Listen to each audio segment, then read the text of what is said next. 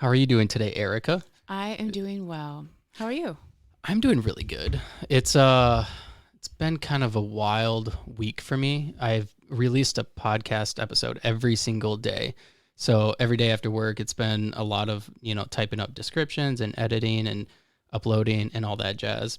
So it's been busy, but it's been fun. So Congratulations. That's thank an you. accomplishment because you're back to working full time now. Yeah.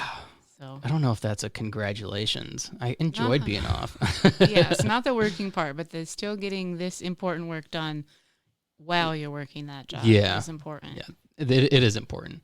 And a good balance is important as well. But so speaking of congratulations, you now have a car, I see. I do have a car. Yeah. The last time Yeah. you came on a bike. I did ride my bike here the Yeah. last time. Yeah. How are you liking that? Um, it's good. It allows me to do more things and execute the organization that I founded, our mission. I'm working with more people that are overcoming homelessness now, but it's a different balance. So I'm trying to find that again. Like a lot of times I just had to say no because I didn't have any way to get there. But now I Yeah. can go anywhere. I can help people move things, which I've had the car for about 3 weeks, and I've helped 4 different households move things. So, Wow. or get things for their new places and that sort of thing. And it's a small car, so if we're taking a lot of things, then it's a lot of trips. But I've been able to make more meetings and secure more funding, so those are good things. But my mental health and emotional health is fragile, and I know this about myself. So it's just a new balance, and I expected it to be, and it is a struggle to find the balance. So Yeah, it always is with anything, yes. but it's important too. And I think like as time goes on, you'll find that balance. You'll kind of just Yes. find where things fit and take on less. Yeah. Yeah. That's one thing I struggle with is finding the balance in things because I'm like an all or nothing type of person. Like I'm either doing podcasts a lot or I'm not. And if I'm not doing it all the time, I feel like I'm not doing enough. So it's finding that balance that's important. It is important. Yeah. Never easy. No. Yep. No. Fortunately for me, I have a wife who's like, "Hey, you need to you need to slow it down. Right. We need to spend more time together." But yeah. Now, you have an event coming up when September ends. That is coming Yeah. up, yes. How many years have you done that? This will be the 6th time that When September Ends has happened. Wow. So this will be the 6th annual. Have you seen it progressively get bigger and bigger each year? Yes, it grows substantially in some way or another each year. Yep. Wow. So when you first started, the first year you did it, what was that like compared to how it is now? So the first year that I did it, the focus was different. This was before I had become homeless myself. Although I kind of knew God had put it in my heart to like create something and build community in some way.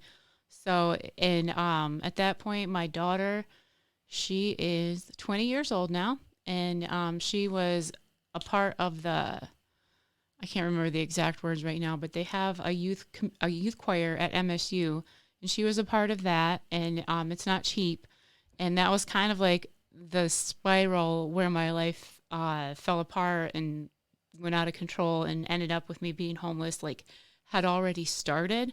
So it was like, I don't have funds personally to pay for her to do this, but she's objectively, it's not mom talk. She's a really talented singer. So Wow. I wanted for her to continue to be a part of it. So we just kind of threw a fundraiser together, and she is the one that brought that song into my life, Wake Me Up When September Ends. That was one of her favorite songs to perform for a few years. So we heard that a lot. She sang it a lot, and it was just like fitting for the time frame. And it's like, well, we'll just call it When September Ends and have it in a month. And it was something we threw together in a month. Wow. And it raised the money that she needed. It was more of like a family and friends sort of thing at that point. So, but I had friends that are performers and dancers, and she had a couple friends that came and performed, and we sold food and that sort of thing. So Wow. that was the first one. Did we talk about that on the last episode? I don't remember that. I don't think we did. No, Yeah, I I don't get know. an opportunity to talk about that a whole lot. So Yeah, that's that's really fun. cool. Yeah. Did you host that at the Fledge? That was at a union hall. My mom Okay. worked for GM. She worked for GM for the parts warehouse. Okay. I don't know what that building is now, but it's on Mount Hope. Yeah. By railroad tracks. Yep. And so her union is like kitty corner on St. Joe. And she was the financial secretary for that union for, I would say, like 21 or 22 years. So it was a facility that was really easy for me to access. And we had this event there for 3 years, and it moved to the Fledge in 2020. Wow. That is cool. That is really cool. So what, is your daughter still singing? She does sing, yes. Yeah. She sing for MSU? She is, so I'm just going to be totally honest. I'm not my daughter's favorite person. We haven't talked in like over a year. So, okay. I don't know exactly what she does. That's where she wants me at in her life. And I'm doing my best to respect that and not stalk her or anything like that. So, well, that's awesome. Yep. Sorry to bring that up. It's okay. It's, there's other people dealing with similar situations out there. So, if I can let them know that they're not alone. I did make some mistakes in parenting her. And so, we just kind of deal with life as it comes. And hopefully I pray that she wants to talk to me again someday. But, I'm just doing my best to keep it moving. And yeah. I mean, that's all you can do is keep moving. And, I've obviously my kids are young. I haven't experienced that, but I have experienced being the child, not wanting to have anything to do with a parent. And so like when I moved out, I was like, I don't want anything to do with them anymore. But, as time went on, it didn't take me long. It only took me like a couple months to come back around and, like kind of start like interacting again and having conversations. But even then, like I didn't really want to have much of a relationship. This episode is brought to you by Red Bike Delivery. This delivery service operates only using battery-powered, eco-friendly transportation. Red Bike Delivery is there for all your delivery needs, whether it's dinner for the family, flowers for your partner, or new houseplants for your new collection. Red Bike Delivery will gladly deliver those and everything in between. So what are you waiting for? Check out Red Bike Delivery on Facebook or Instagram for more information. Red Bike Delivery, because there's only one Earth. Until my adopted dad got me hired into GM, him and I didn't really have a relationship until like I started working there, and then I kind of had to talk to him, and it was one of the most like formative times for me as like a young adult and trying to overcome all the things that I had been through my past. Because him and I were on third shift together, so we would sit in the truck before we worked. He worked in a completely different building as me. But, we would sit there and just talk back and forth and, talk about the things that we had gone through. And, he overly apologized for everything that happened. And, which apologies don't necessarily mean anything, but it's the actions that do. Mm-hmm. And I could see that, he had wanted, or he was truly sorry. Whereas like on the other hand, my adopted mom, she was not. Mm-hmm. She's a crazy bat.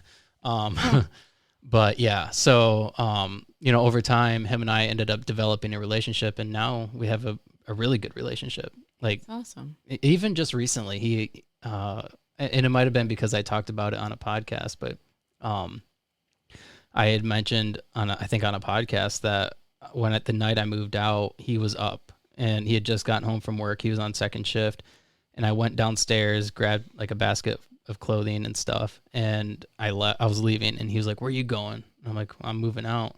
He's like, "Well, don't let the door hit you in the ass on the way out." And I was like, "Okay, I don't remember what I said to him." But then I left.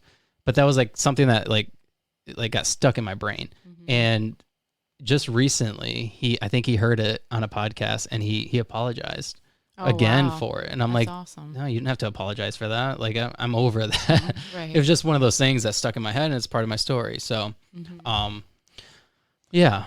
I didn't say that to my daughter, but I think probably for her, the last straw was when we became homeless, she stayed with my mom then, and that she was flourishing there. They had the school that she was going to. They had a strong music program and strong theater program, and she was doing pretty well there. So she stayed there.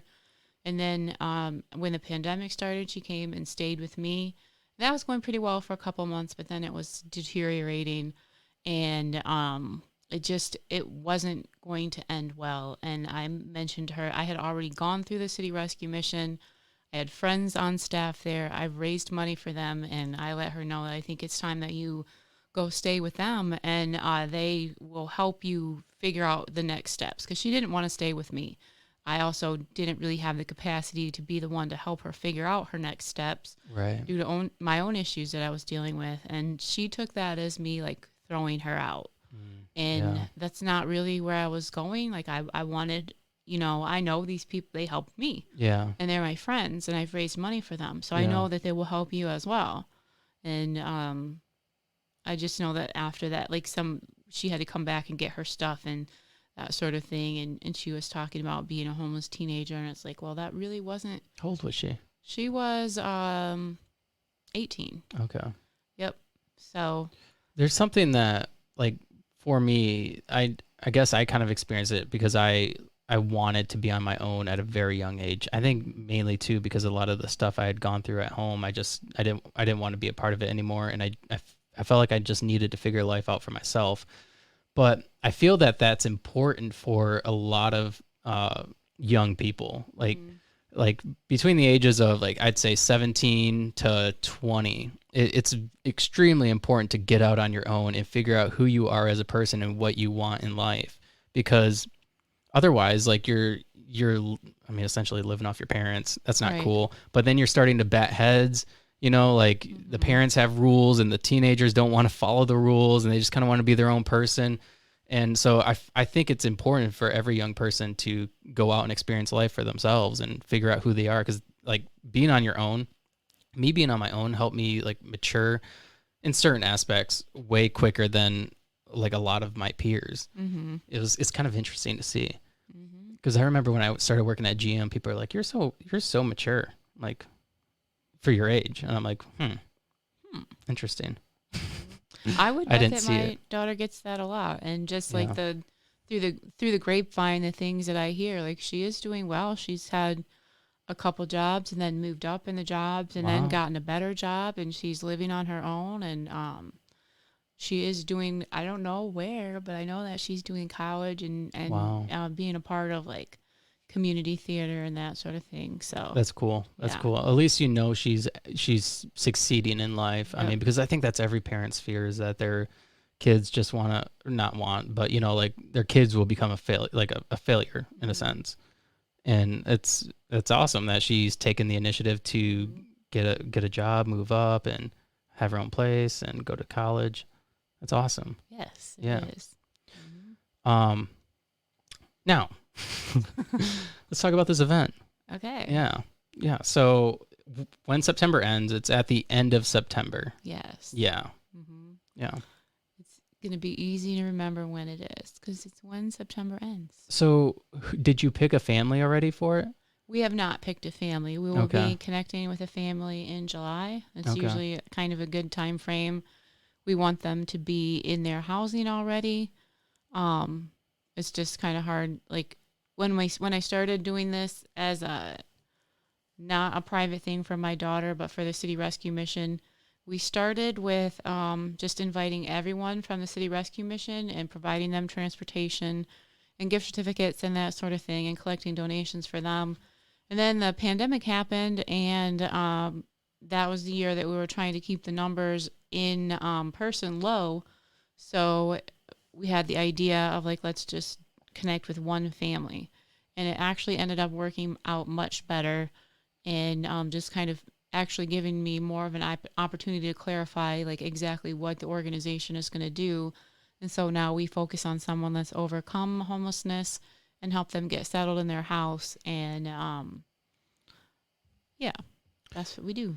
Yeah, I think that's really cool because you're celebrating it. Yes. You're not, like, necessarily focusing on their downfalls, like, oh, you were homeless. You're like, yeah, congrats. Like, you were able to get over that hump. Yep. Yeah, I think it's important because I don't know, like, I think it's important to kind of, like, put focus on that, because when somebody's in that situation, like, they might feel like, okay, I'm not doing good enough. Mm-hmm. But if other people can recognize, hey, like, you were here and now you're here, like, Yep. you could fall back to that, or you can continue to make your life better. And I've personally seen it with you. Right. You didn't have a car last year. Now you do. Right. That's awesome. You know, it's always awesome with anything to see progression. Yes. Yeah. Yeah. Good stuff. Yes. So how many vendors are going to be there this year? Probably as many as sign up. There's the whole inside and the outside. Okay. I think we're going to cap it at 40. Wow. And right now I have 0 signed up. So Really? I think that there's people that have said they're going to do it. They just haven't signed up. I'm going to do it. So, okay. Cool. You're a sponsor. You should do it. Yeah, I should definitely do it. Yep. Yeah. So what do you think, like, because we had mentioned something about doing live interviews. Yeah. And this is something I've kind of thought about as like the whole throughout the whole year. I'm like, how would I do that? How would we do that? How would we do that? Yeah. Well, I think like we'll already have the live stream going. So if you want to have another live stream, I don't know how you would want to do that. Or you could get the raw footage from that and do it, or you could use your own equipment.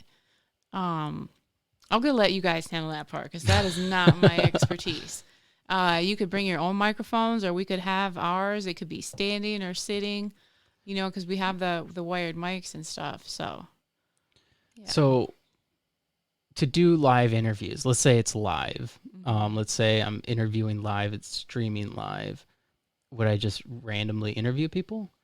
I was thinking more along the lines of highlighting briefly someone's. So, this is what I'm picturing is like as part of the performance lineup, you have like maybe 15 to 20 minutes to do an interview, and then somebody could kind of see your podcast in action.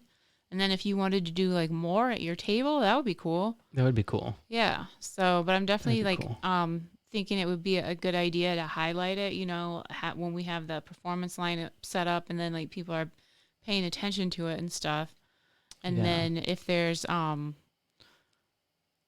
if you know of someone, if we could highlight a story of homelessness, that would be awesome. It doesn't have to be that though, but it would be cool. I think that would be important because the whole event's about being homeless and overcoming that. Mm-hmm. So, I was homeless at one point, so that's kind of cool. It's kind of full circle right there. A previous homeless person interviewing somebody else who overcame it. Yeah, that's interesting. So many good ideas. Yes. So many good ideas. There's so many good ideas out there. It's a common theme lately. Yeah. I was talking with someone the other day. They're like, I'm a great brainstormer. I'm like, okay, we don't need any more brainstormers. We need people that will help us execute the brainstorms that we already have. So that's the problem. I'm good at brainstorming too. I'm like, I have a really good idea. This is what I want to do. Mm-hmm. And then I'm like, how am I going to do that? Right. It always sounds good on paper. And it probably is good, but the execution is typically quite challenging. Yeah, because there's always a great process. Ideas. Yes. There's a process to everything. And it's like, where do I start? What's the first steps I need to take in order to make this happen? Mm-hmm. Yeah. And I could imagine that having an event like yours, it's probably like that too, because it's like, how do we make this big event happen? Last year was pretty crazy. And like, this was like, you had a lot of people there. You had the live stream going. You had people telling their stories and all kinds of stuff, performances. It was wild. Yeah. The event is like, it was windy. It was windy and it was freezing. I remember like at night because we stayed there till like 10 o'clock. It was cold, but the event, I feel like we have a pretty good handle on, there's like a process kind of and a rhythm. The other things that are going on with the organization is just like, wow, I don't know how I'm supposed to do any of this. So tell me about the organization. Because I know last time you were on, you talked about how you were working on becoming a nonprofit, right? A 501c3. Yes. Did that happen? That did happen. It did happen. How long after the podcast did that happen? So we became incorporated as a Michigan nonprofit in July and then got our 501c3 status from the federal government in March of this year. Whoa. So yes, the pressure's on to make things happen and do the fundraising and that sort of thing. So what's next? I mean, now that you got that, obviously you said fundraising and all that jazz, but how do you go about all that? We are working with, well, we haven't signed the contract yet, but that I anticipate will be happening soon with Kimberly Levon of Mint Maven. She is a grant writer. And so grants are overwhelming. I looked into them. I'm a fairly effective writer. I feel like I've written for a couple of them and gotten them. So that part's not too hard for me, but the finding them, oh my gosh. It's like so complicated to find grants. Are they like specific to like your organization or those type of organizations? They would be specific, but to find the ones that are specific that we would qualify for is like such a job itself when I've never done it before. And I've looked at a couple grant databases. I looked at one at MSU and at the reference desk. I went there with a friend one day, and what it shows is all the grants from last year and the foundations. So you can go to the foundation's website and see what grants are currently open. Okay. So you're still not even looking for grants. You're looking at foundations that offered grants. So now you can go to their website and see if they have any grants and if your organization is qualified for it. Why did they make it so difficult? I don't know. Why isn't there somebody that you can talk to, be like, hey, this is what you need, apply for it? Right. There are those people. You just, like Kimberly, we just need to pay her a lot of money. Really? So, and it would definitely be worth it, what we pay her. So. Wow. Yep. And there's even like grant databases. I've looked in, to be honest, I also really don't have the capacity anymore to just like dive into things and learn them. I will learn, like if I'm with someone and we're working on something together, like after I go through the process with Kimberly, I know I'll be a lot more oriented to how Who's it works. Kimberly? Kimberly Levon of Mint Maven. Oh, okay, She's the grant writer. So that's right. Once we go through the process, like I'll have to be since it's my organization and I have all the verbiage and everything. Excuse me, and it's like based on, inspired a lot by my story. We'll have to talk a lot about things, but so through that process, I know I'll be like more oriented to, this is where you can find the grants. This is what you need to have. Like you have to have your budget ready. You have to have like so much paperwork all in a row to apply for it. Like what other grants have you applied for? What did you do with that money? Wow. And it's a lot. So. But once we go through it with her, then I feel like I will be more ready to do it in the future. Yeah. Maybe we'll still pay her. I don't know. Yeah. It's a lot of work on top of so we have a board and it's a volunteer board. So, I can't really expect them to go as hard as I do. Yeah. So like right now I would say doing 95% of the fundraising, marketing and promotion, doing the event, and then actually executing the mission by helping people, all for the great salary of $0. So yeah, I don't think a lot of people realize, when they hear like this interview or previous interviews or whatever, that like it takes a lot of work for no money. Yeah. Yes. Yeah, and it's like that with a lot of different like things that go on here in our community. Yep. It's crazy. Hopefully someday there will be a salary. Like if things go well and the vision is fully fleshed out, then, I'll get paid at that point to do some work. Yeah. That would be good. It's not like why I'm doing it. No. But still at some point. I think if you were doing it for money, you would have given up a long time ago. That is for sure. Yes. Absolutely. Yeah, that's crazy. That's wild. That's a lot of work. It really is. How many people do you have on your board? We have 3 people on our board right now. Okay. Wow. Insane. Now, where do you see the nonprofit going within the next year? I mean, obviously you got to apply for these grants and stuff. Yes. Do you see yourself having like a building or some sort of like home base? The goal for the year is not necessarily a home base for our organization, although that could come in the future. That's not a huge priority.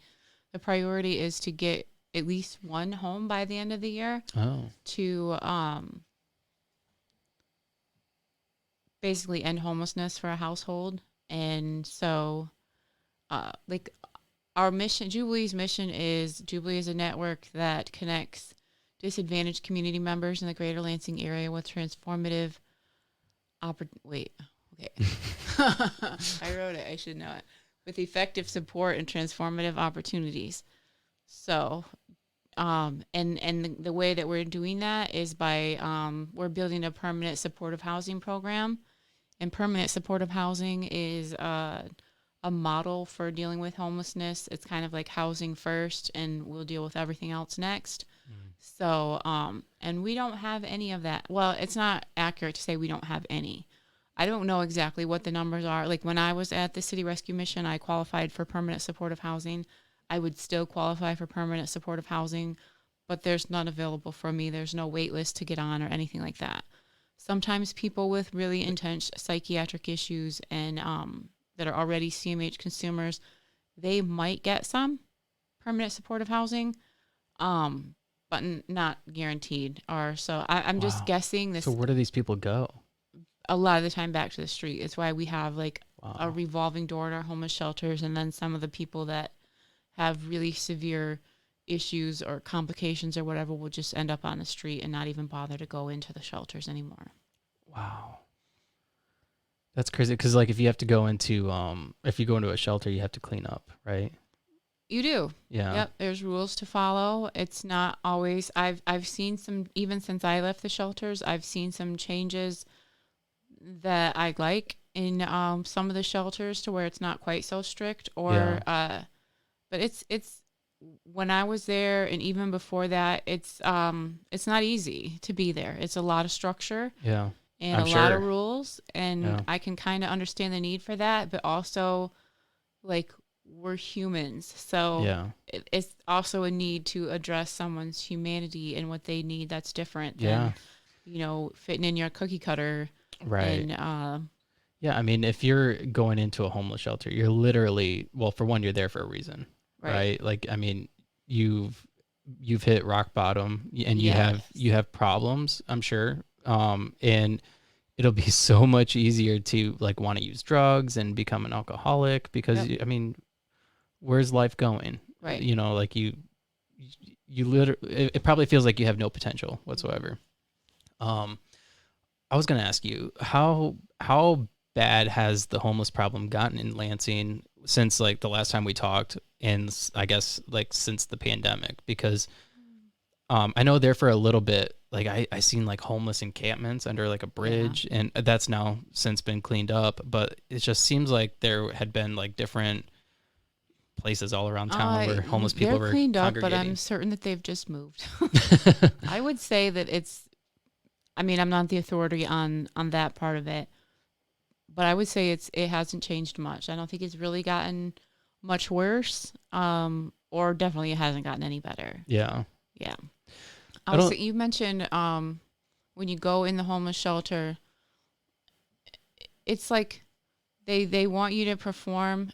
I was just going to mention that's one of the things that kind of like sets Jubilee apart is like there are all kinds of transitional housing and sorts of things. Like there's pregnancy houses, there's sober houses, there's parole houses. The problem with all of them is that there's a time limit, and that puts on pressure to perform and not like really an opportunity to address what's going on deep inside. And, because to address what's deep inside takes time and space, and we're not in control of like that. What is rehab for 3 months? Now I'm really ready to go and function in society with all the pressures of society. Yeah. No. Yeah, no. That's not it. So no, you almost need like guidance for like years. Yes. I mean, even if you don't need like the extreme like counseling or whatever it is, structured program, you need somebody there to be like, hey, how's it going?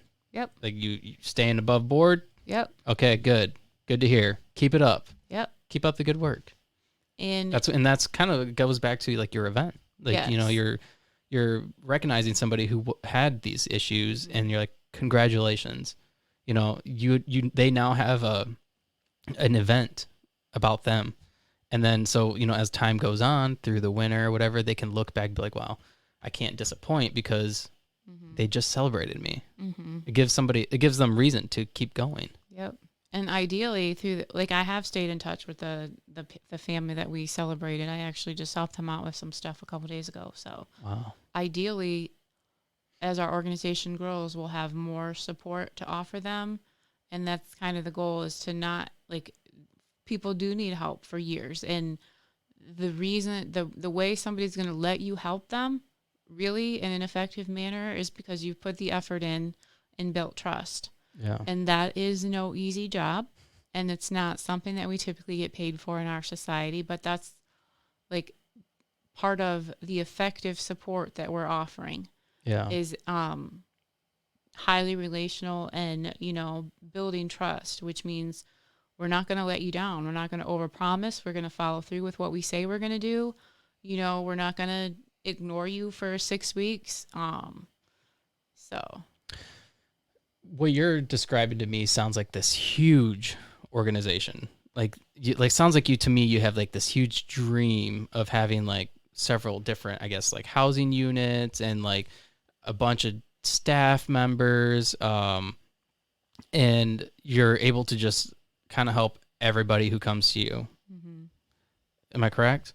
Well, are you kind of envisioning that? That would be beautiful, but I think by the end of this year, it will be nice to have one unit, one household. Okay. We do have the network in place that we could support one household very well, and if we can make that happen by the end of the year, then hopefully our board can grow. We have, I think, 13 open board positions on our board. Whoa. Yeah. So we do want people with skills and dedication and commitment to join the board. So it's not just please anybody. Come join our board. So we don't have vacancies. Right. So we're trying to before we seek more board members, we're trying to make something significant and substantial to attract board members. What kind of qualifications? Skills. What kind of qualifications are you looking for? To me, the most important things are supporting the mission and dedication and commitment. I don't want anyone to be overwhelmed. Yeah. But it's also very important to me that people are involved in networking and reaching out and so our network can grow. That's the most effective way to grow anything, is just from one person to the next. Hey, I mean, with Jubilee, there is basically a way for almost anyone to fit in as a vendor, a sponsor. We're going to need contractors to help us maintain our homes. We're going to need lawyers and professional financial people, whatever they're called. That's not my area of expertise, to help them, resolve legal issues that they might have, or become financially literate and that sort of thing. So,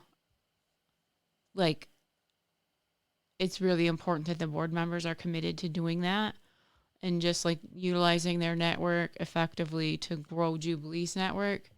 And just understanding what they're able to commit to, and then doing it well, excellently. Yeah, and that's important whenever somebody's involved with anything, any board or any what do you call it? I don't want to say I'm trying to think of the proper term, but when you're a part of something, it doesn't matter what it is. You should fully devote yourself to it, or at least devote whenever you're there and you're working on that, devote all your time and effort to it, or and stay focused on it. Yeah, at least because I was part of an event last night that I'm helping with, and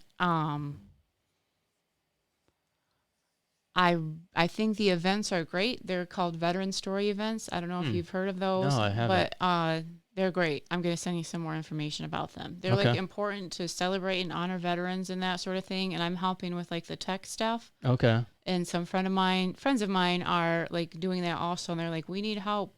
And I thought I was signing up for one, but they're no, there's 15 or 20 for the rest of the year. Whoa.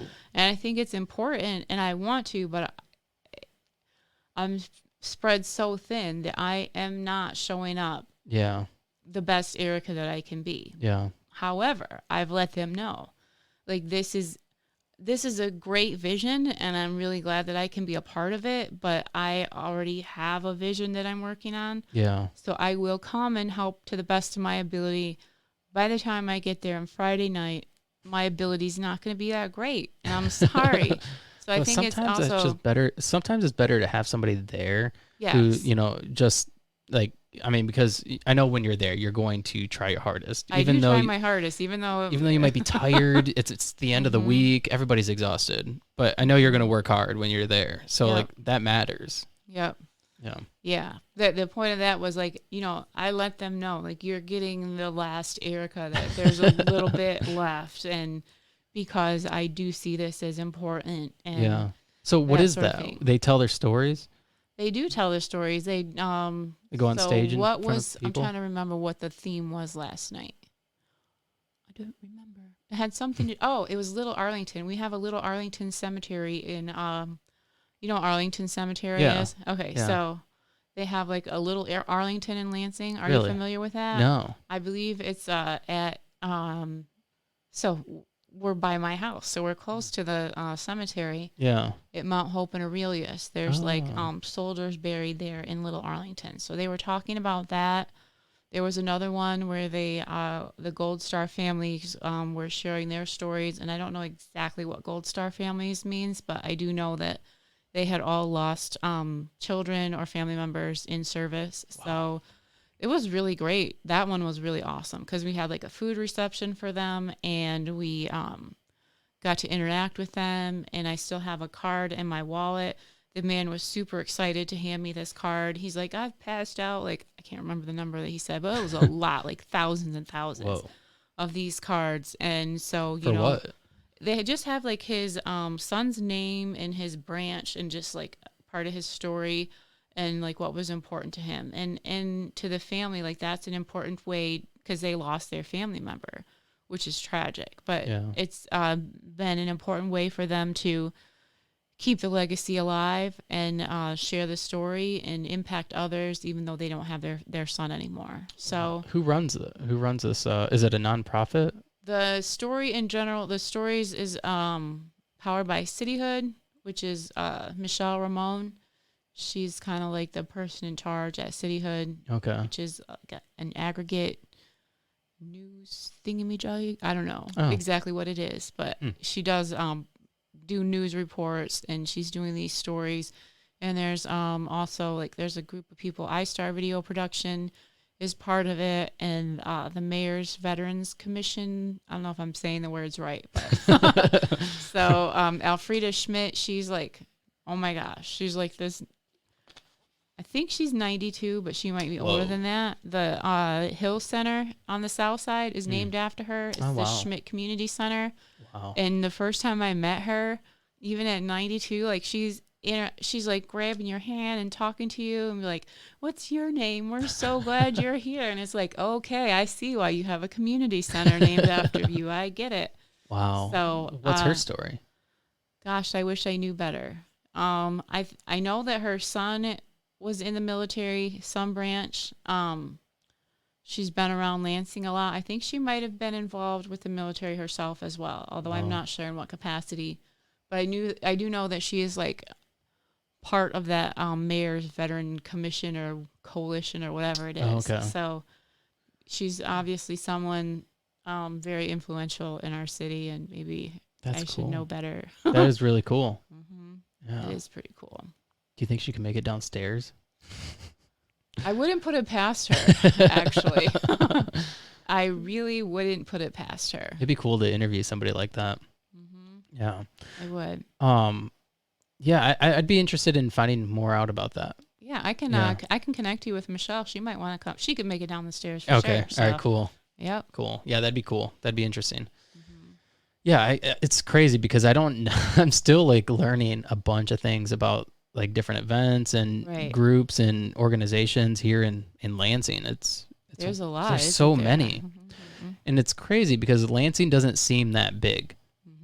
Like it's small. Like, I mean, I was just in Indianapolis like a couple weeks ago, and Indianapolis is huge.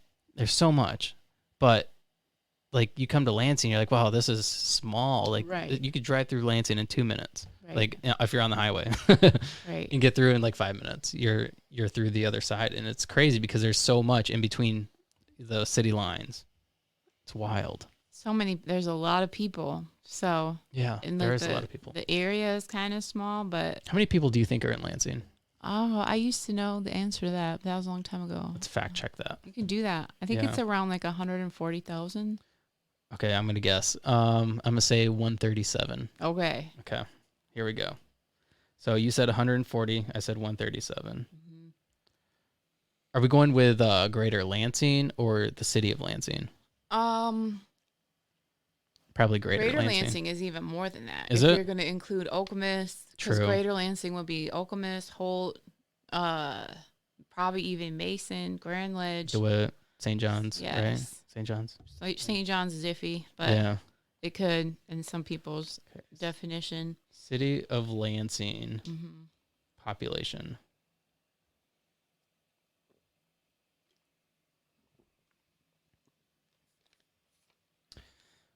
Wow. We were both wrong. It's 117,488 as of 2020. Okay. So, yeah. We're not too wrong. No. We would we're be only- like, we would have to turn the cameras off and hang up the phone if we said 1 million and it was 117,000. So Yeah. we We'd weren't be too far off. hugely disconnected. Yep. Yeah, that's crazy. That is a lot of people. Yeah. Even 117,000 is like, that's still That's a a lot of people. crap ton of people. Yeah, that's a lot of people. Yep. And it's crazy too, because like going on like the 517 page, with all these different like events going on, it's like it almost seems like is Lansing really that big? You know, like I wonder that all the time. Like, is there really? Because it always seems like it's kind of the same people like posting or like same people doing the same kind of events. It's like, is Lansing really that big? But then like, it's so much bigger. I mean, there's just so many people. Yeah. It's wild. It is like kind of a small percent that's into that sort of thing. Organizing events, it's not a lot. I mean, there are a lot of people organizing events, but when you look at the big picture, it's not a lot. No, it's not.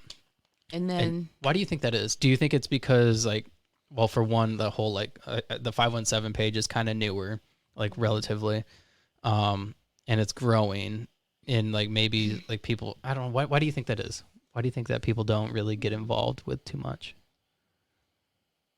well, I can see why they don't get involved with organizing. That's a lot of work. I don't know why they don't come more often.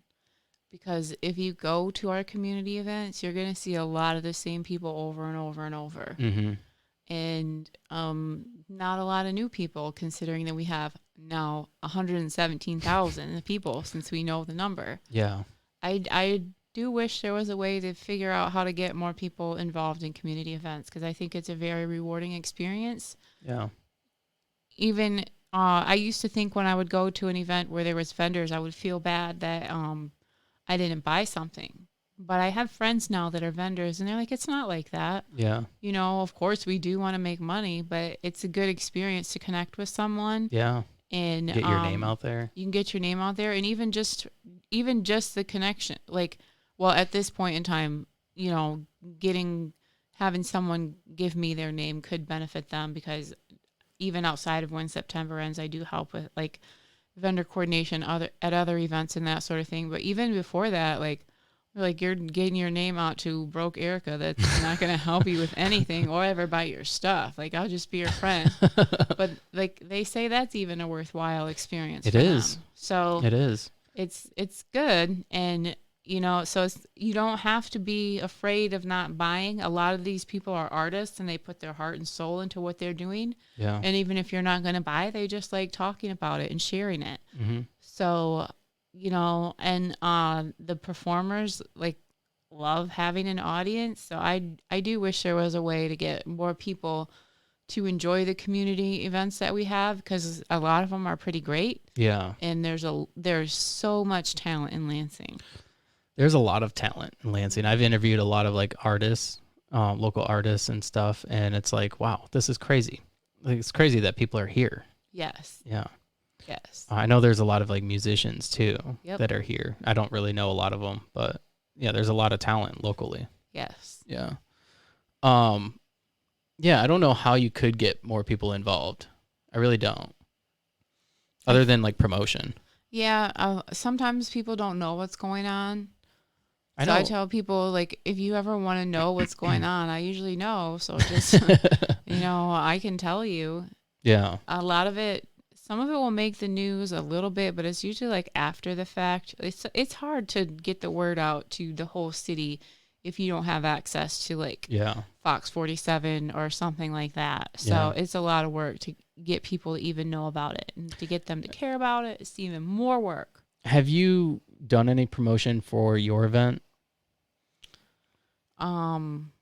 Yes. Yeah, I'm on the podcast. All right. It's kind of like I could be doing a better job. I have like over 1,000 flyers, and I feel like I should be knocking on doors, but I probably will. Yes. It's I write the newsletter for an organization in Lansing called Coggle. And so it's definitely been promoted. Actually, it hasn't been in their newsletter. I need to do that. But they put out an annual publication, so our event was included in that publication last November. So it's been promoted since then. And whoever's looking at that publication, and this is what I'm getting now since I've been doing it for 6 years. I was talking to someone the other day that I met a couple months ago, and I mentioned that, well, she had already had the flyer for it, and she's like, yeah, and I heard about that before, and I'm getting that, a few times lately, is that people have heard about it in the past and don't really know what it is, and so then I get to tell them, and so yes, I'm promoting. I feel like I wish I could do a better job. I wish I knew how to do a better job. It's very difficult, because that's something I've had to learn too with the podcast, is like, how do I promote, like, what's the best avenue to go down for like viewers? And it's something I'm still learning, but people's attention span so like spread thin. Like they might see, your event, they might see it, today or whenever this releases, and then they'll forget about it by the time it's not like they're going to write it on their calendar. No, I'm going to remember that event. So it's like you constantly have to be hammering them with it. It's like, it's a full-time job. It is. Marketing's a full-time job. It's not easy. What I was going to suggest to you, and I don't know how you feel about it, but if you wanted to create some sort of like ad for this podcast to like air before each episode. Oh, yeah. Okay. Yeah. I'd be willing to do that. That's awesome. Yeah. But you have to record it. Oh, yeah. It can't be me. People don't want to hear me talk. So okay. We can figure that out. Yeah. Yeah, we'll figure that out and get that recorded, because I think that'd be important. Because every episode that comes out, I oftentimes interview, like a lot of local people. People will be like, what is that? What's he talking? Or what's that? Who's that lady talking? Right. So, and then, I can incorporate maybe links to the event. That would be amazing, actually. Thank you, David. Yeah. Yeah, you're welcome. Yeah, that would be great for sure. Yeah. Yeah, I mean, you've helped me out in the past. You let me come to the event last year, and then you sent the news my way. I did. Yeah. I was like, you need to talk to David, Kiana. It completely caught me off guard, too. I'm like, I don't really know what to say. It's so weird being interviewed on the news. Yeah. Yeah.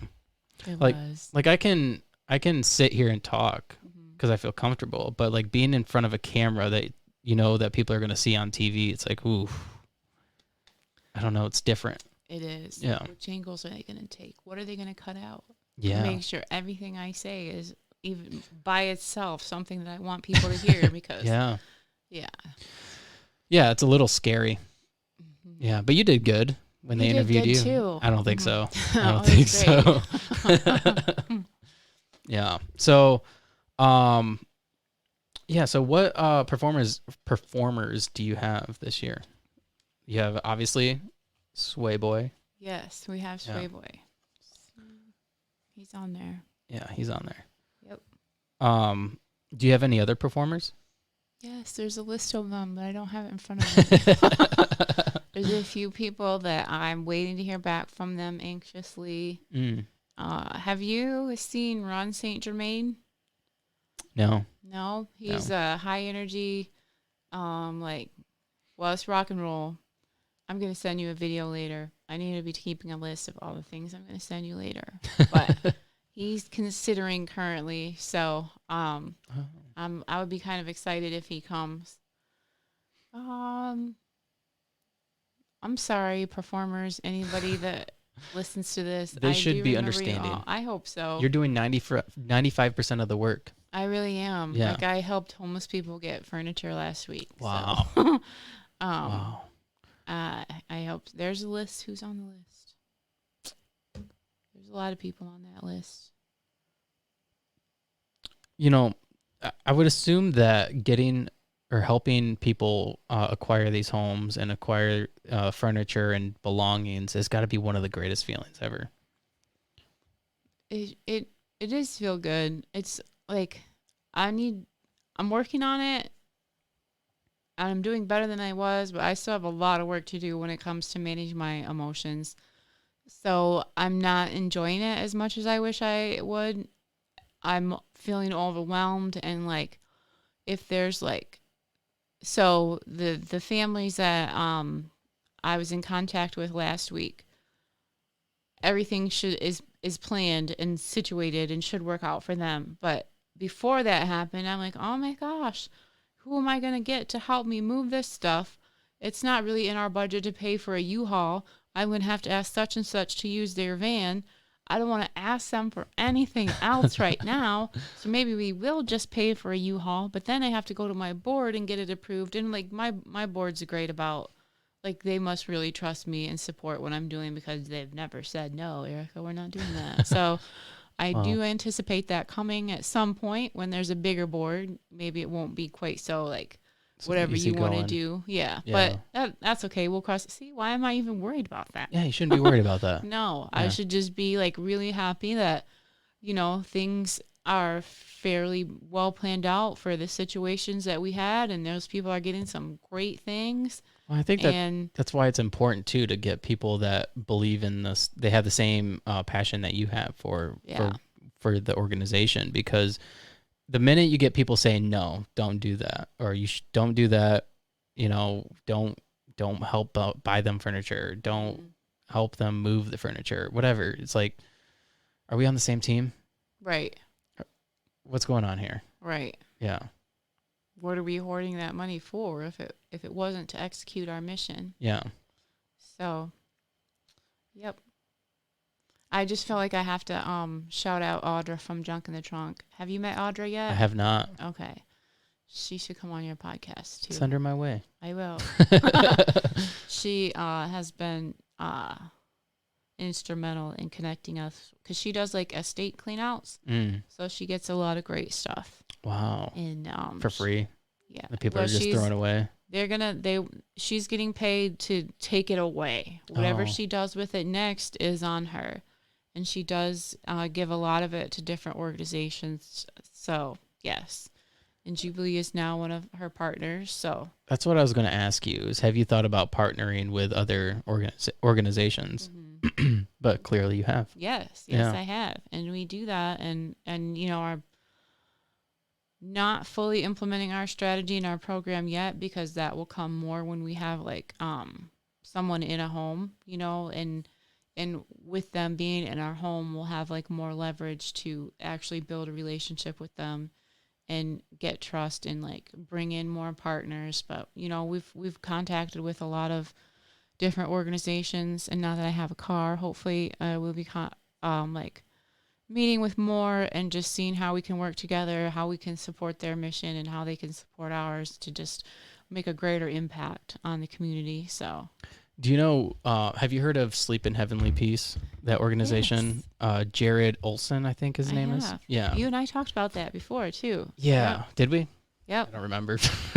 I've only had like 100 other conversations. Well, I know, right? 70 other maybe, but. Yep. Because I think, Yes, actually, I remember that was the first time I heard of your podcast is because I wrote a blog article about Jared and Oh, I linked to your podcast in there. So, oh, cool. hmm Awesome. That's really cool. hmm I should get him back. But Jared, for the people who don't know, Jared, his organization, Sleep in Heavenly Peace, he's the chapter president. They make beds for children who don't have beds here in Lansing. And one thing he was telling me is that um, you wouldn't think that there would be a huge need for it here in Lansing. Like he kind of had the idea that he would be working in Lansing, but then he would have to branch out. hmm But he said it's like continuous work to try to meet the needs for the kids here in town. And he said it's wild, it's crazy that he can't keep up. hmm I would think that like if you could partner with somebody like him for like the children, because I'm sure that a lot of the people you work with have children. Yep. Yeah, Yep. We have actually worked on some things together. cool. So, yes. That is so cool. And that's a reminder. I actually need to fill out one of those referral forms. So, yep. Always something. There's always something. Yes. Yeah. hmm Wow. So we're 55 minutes in. This went by super quick. It did go by quick. Yeah. I feel comfortable talking to you though. It's not like I'm trying to get into like I'm not trying to get to know you now. It's like we're just chatting about whatever. Mhm. Is there anything else you want to promote or talk about before we wrap this up? Yes, I'm so glad you asked, and I'm even gladder. That's not a word that I remember. Happier? Yes, happier that I remembered. There are like a few different other events that I'm helping with right now. Currently, one is the veteran stories that I Wrong tube. oh, I hate it when that happens. So those veteran stories are at the Hill Center. You can find those at Cityhood. I know Cityhood's on Facebook. They probably have, they do have a website actually, and also at the Lansing Parks and Recreation. Those are really good. I'm not even for our government, but the individuals that served and sacrificed their lives, a lot of them, to get our freedom, like that I am for, like supporting the Yeah. individual people and hearing their stories. And I'm probably kind of like anti-government overall, but it's been a great opportunity for me to recognize that those are humans and that they have stories and that they're important, and that honoring them and celebrating them and caring for them is actually really important. So Yeah. I'm actually hoping to incorporate a veteran story for when September ends. Also, I've talked to Michelle about it once, and she seemed in favor of it, but we have to iron out the details. And homelessness amongst veterans is a major issue.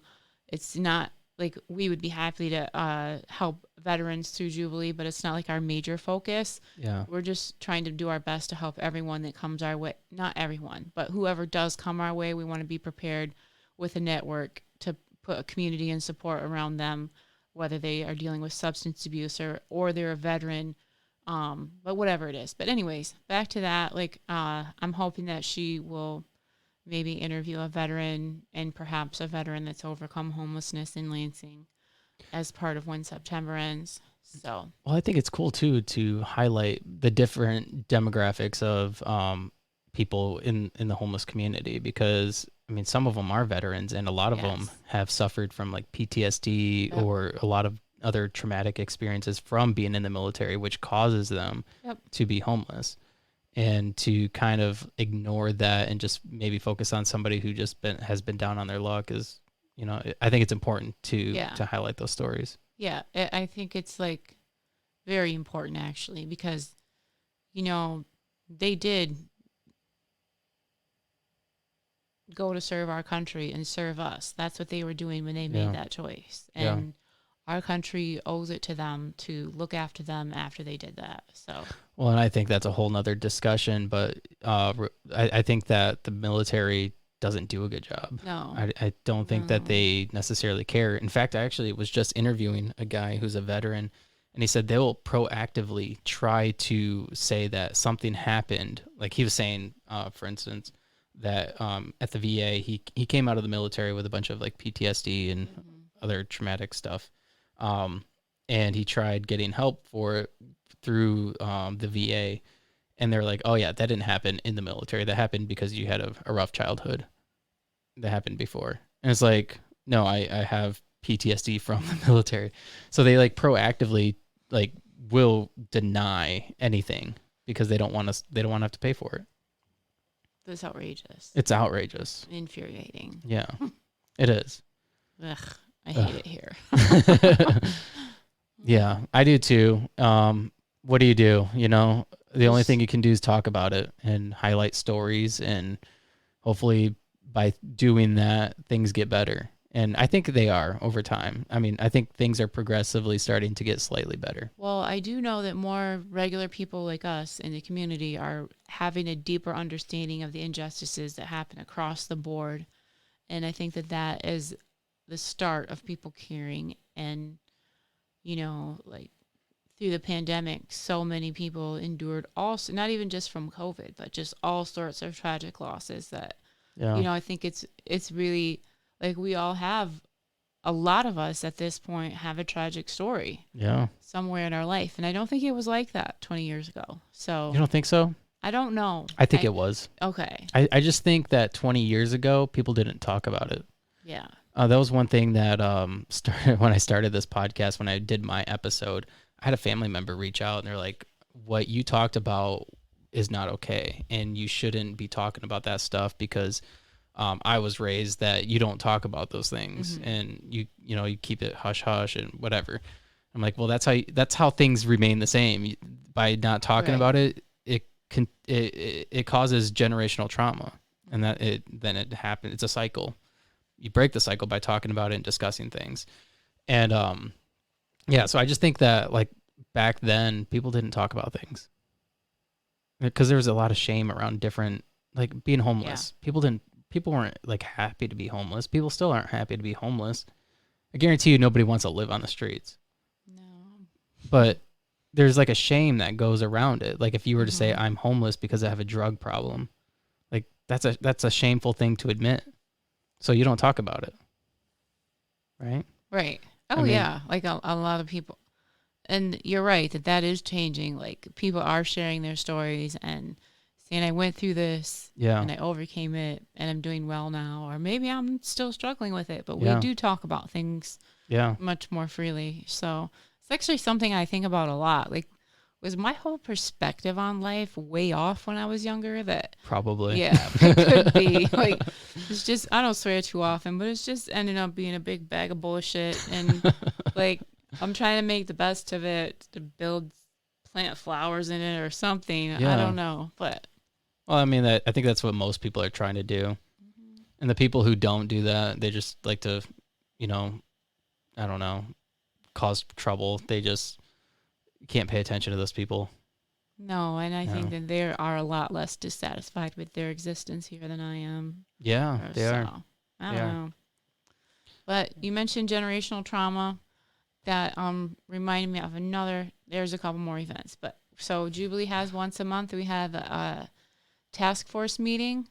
It's Operation End Homelessness task force meetings where you can join our leadership team. So usually our board is there and anyone else from the community is welcome to come. And we just have important conversations about poverty and homelessness and healthy relationships as they pertain to mentoring people and helping people in general. So it doesn't have to be somebody that is necessarily going to be volunteering with our organization. They're still going to get value out of the conversation, because I think just by having community conversations, we can learn a lot from each other. Yeah. And that seems to be what happens. And the topic of our next task force meeting is generational trauma. So, Yep, that will be on June 5th. Okay. Yep. Cool. First Sunday of every month. And where's that located at? That will be at South Church of the Nazarene. Okay. At 6 p.m. It's on West Holmes, 401 West Holmes, right by the Everett football field. Okay. Yep. Cool. And they happen every first Sunday for the rest of forever. So if you can't make it this time, it's okay. Awesome. Next time. That's cool. And another thing that I'm working on with a group of ladies, I'm sure you've heard of the women's networking group. Have you heard of that? Not Your Mother's networking group? No, I don't think so. Okay.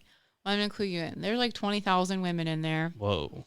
And Locally? yes, this is Whoa. all Lansing women, like all kinds of women, actually. There's professional women and musicians. It's like everybody is in there. The only thing that you have to do is be nice and be in Lansing. So somebody was in there talking about a dating app, and my broad spectrum advice is don't do dating apps.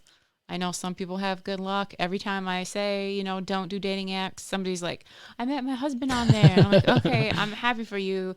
My experience, which is valid, or my advice, since this person is asking for advice based on my experience and the experience of those around me, is don't do dating apps. So don't do dating apps. But then a conversation emerged about we don't have speed dating events in Lansing.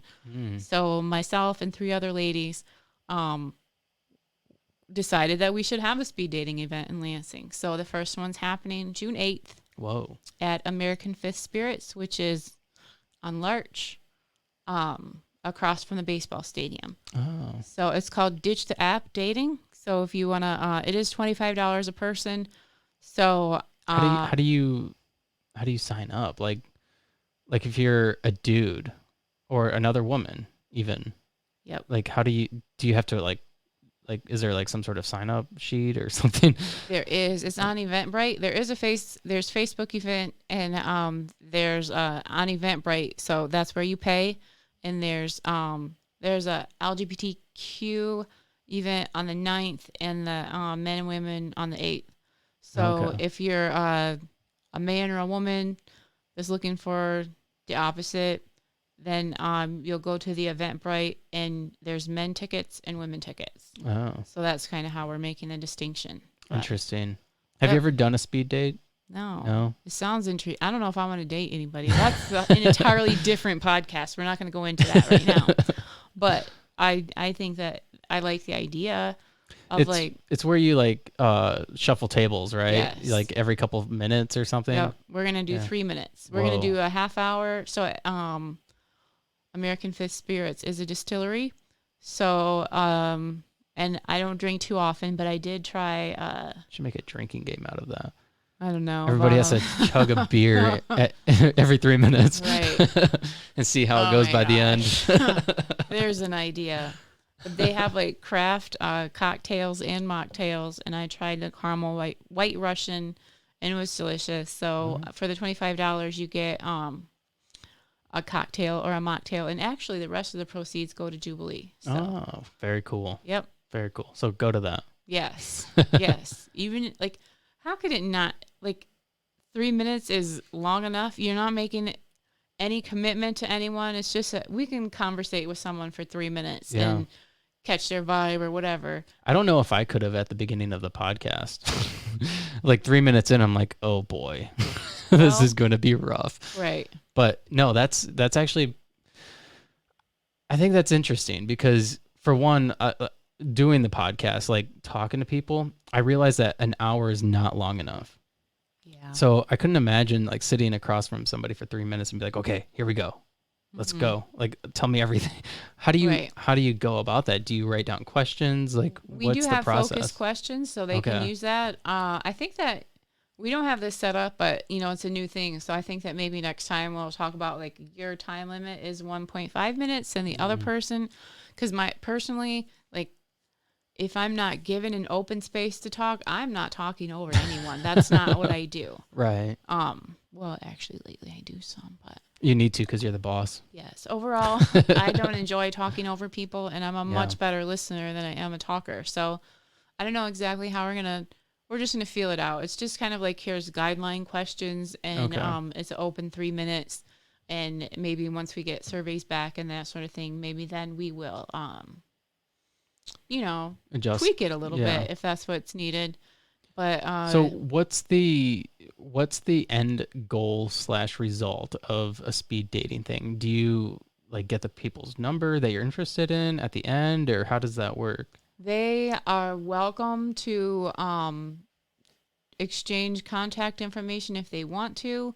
I personally don't.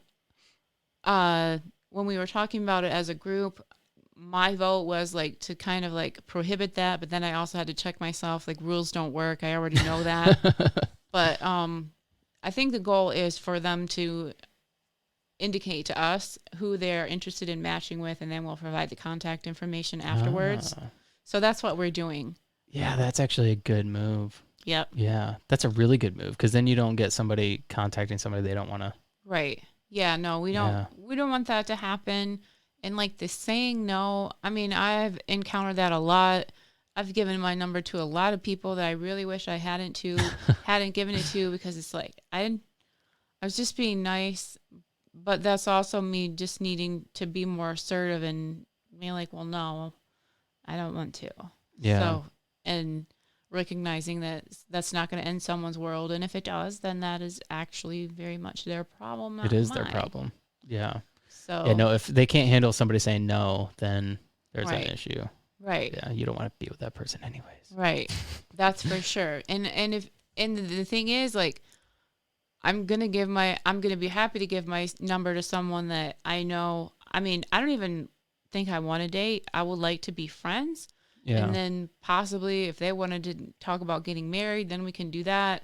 I don't really understand this whole dating thing anymore. It just blows. I don't know. Like I said, that's a different podcast. It is a totally different podcast, but I couldn't imagine being somebody who's single today.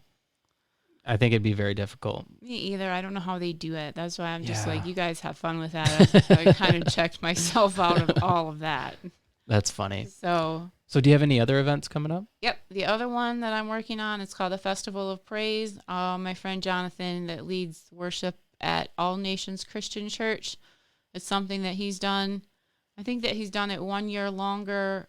It's either 1 year longer or 1 year less than I've done when September ends. So it's kind of around the same longevity, but it's all praise and worship, music and dance. And it's like when September ends, it's kind of like a community event. We're not really focused on who's the best performer. We just want to share stories and Right. share our lives and be our authentic selves. Jonathan is getting like some really great performers and Wow. paying money for them. And Whoa. sometimes it's people you've actually heard of. So Really?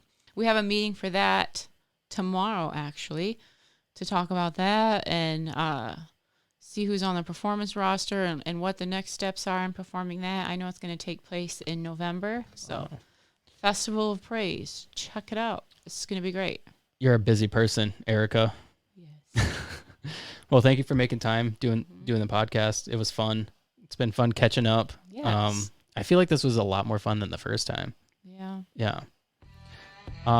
Yeah. So anyways, all the links will be in the show notes. So go there and find it. Okie dokie. All right. Thanks again. Thank you. All right. Bye, everyone. Deuces.